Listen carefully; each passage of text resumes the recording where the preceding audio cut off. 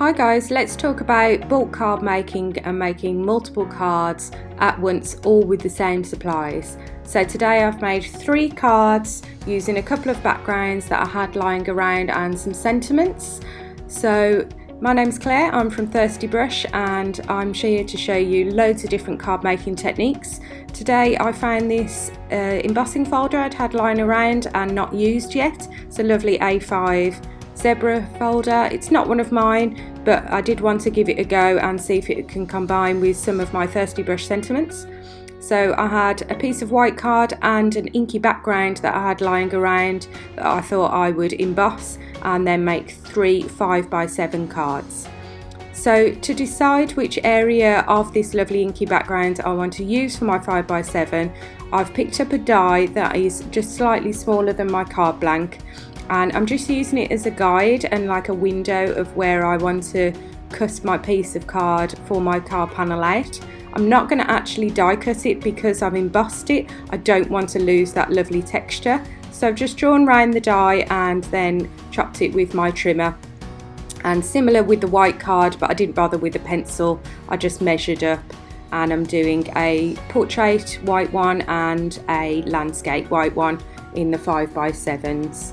So just trim those. So I've got 3 card blanks, 3 card panels now. So just onto our sentiments.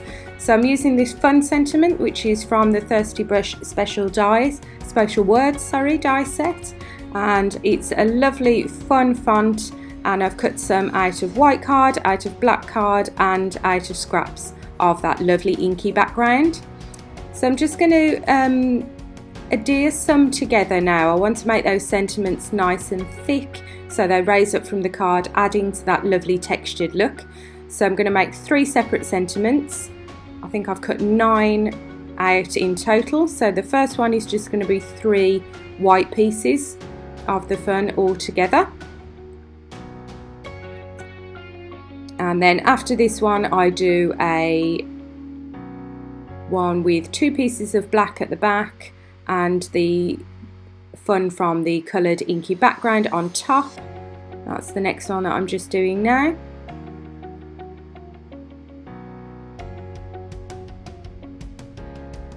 So 2 pieces of black card, but you can use whatever you've got lying around, but I wanted to give it an extra little bit of interest and dimension when you see the card from an angle.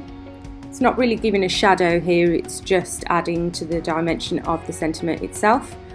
And then a fun cut out of the inky piece of card.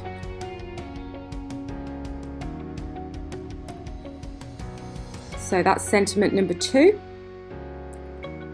And then sentiment number 3 for the third card is 2 pieces of white together and another inky one on top. So just the same process, use some wet glue. Some people find it useful to put it on their hand or their mat. I just like to use one with a really fine nozzle and then just work the word from left to right in my hands and hopefully not have too much squidging out the sides. It does dry clear anyway, so it's no big deal if you get a tiny bit come out the side or get onto the front of your card. So that's 2 pieces of white and you coloured. So that's sentiments done. So as we were saying, with bulk making, it's really important to do each part of the process in turn to make it time efficient for you, and so you don't get confused. Some people like to do one card at a time individually, but I do personally find that it takes a lot longer, and I kind of get myself in a situation where I can't decide what I'm doing with each individual card, whereas if I do each stage, it's all there in front of me and things seem to flow a lot nicer. So the next part I'm doing is preparing some foam pads to go underneath my card panel and just raise that up a little bit and give it some nice even dimension. So this is just fun foam that comes in A4 sheets that I've cut down into panels that are about A6, and then they fit perfectly behind a just smaller than 5x7 card panel on the card blanks. So I've just put double-sided tape each side and I'm going through the process one by one. So put all the tape on and then going through each card and adhering it down. So just to recap, we've done 3 backgrounds, we've done 3 sentiments, now we're doing 3 foam pads. But like I say, you can almost get into like a factory line situation and get yourself in a real process, and then it makes things much easier, and I find my creativity even flows a little bit better doing this. Of course, you haven't got to do 3 cards, you can do as many as you like. So this is going to be the landscape one with the white background. Got the other white background but portrait on the top folding card. And then the third one is going to be portrait but the inky background. So just taking off the other piece of double-sided, and then it's really easy. So now we've got 3 card blanks and 3 sentiments ready to pop those on and then add a final bit of interest and embellishment. So I've decided to use the 2 coloured sentiments for the white backgrounds and then the white sentiment for the inky background. This is why I say do each stage, because it really helps then. It just made sense that I had 2 white cards to add a bit of colour with the sentiment, and then the coloured card I could tone it down a little bit or just add some contrast with the white sentiment. So just playing around now, deciding where exactly I want those on my card. So I want each one to be slightly different. So the coloured one I'm doing top right, and just adhering those with that same pin flare wet glue or anything that you've got a fine nozzle. Do give it a really good push down when you apply the sentiment, because you've got a textured background or any embossed background. It will need an extra little push, but once it's dry with this glue, it's really firm and secure. It just needs that extra adherence to make sure it's not got any gaps.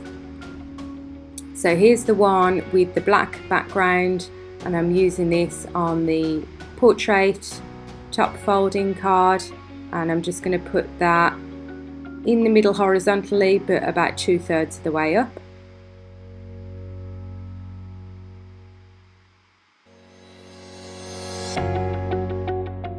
And then finally we've got the 3rd card, which is going to be on the bottom right hand side of this landscape version. So it's really nice to make 3 versions using the same supplies. You can really let your creativity and think, how can I make these different? Of course, if you're bulk making for say Christmas, you might want multiple cards that look exactly the same, but sometimes if you've got the time, just go ahead and make it, use the most of your creativity and try and make different versions using the same 3 or 4 supplies. So now we've got the 3 cards, it's just a case of adding some extra interest and embellishment. So I'm adding some glossy accents to the white sentiment here, just so it's not too flat. And if I know lots of you have got this glossy accents, so it's a really fun supply to use. If you need something dry quicker than that, because I tend to leave glossy accents overnight before say posting a card, do check out my other videos where I use clear embossing powders to add shine to sentiments and other die cuts. And then I'm adding some white iridescent and some pink sequins here. So we're not going over the top with this, we're not adding stamping. If you're not particularly into stamping but you do like inky backgrounds and die cutting, this is a really fun technique to try. But we're not going over the top, we're generally keeping them pretty clean and simple. I do find with embossing cards, they're never, or white on white cards as we come to next, they never give their full beauty, I suppose, on camera. They always look best in real life, but I did still want to show some anyway. So for the second one, where I use the sentiment with the black built up fun, I'm using some black drops here just to bring that together. So these are just the Dovecraft ones, or you could use Nouveau or black sequins gems, anything that you've got. If you have a problem with them getting peaks as you put the drops out, just get a damp brush and just push those down and they'll make them more of a circular shape for you. So that's an extra little tip. And then the final one is more of a white on white card apart from that little bit of colour. So I just want to keep it simple, add a couple of sequins and then some glossy accents to the sentiment, but I'm keeping the sequins white, so the only pop of colour there is the fun, just to make that super stand out, and then just making it shiny with the glossy accents again. But like I say, do check out embossing techniques as well to get shiny sentiments and die cuts on my other videos. It's a quicker way if you haven't got drying time, but I know loads of you have got glossy accents already in your stash, so I wanted to show you how you can use those too. So that's the 3 cards all done. So you can see you can get different looks and different versions using the same supplies. I really hope you enjoyed that video, and do check out my other ones on stamping, die cutting and watercolouring, and I will catch you next time.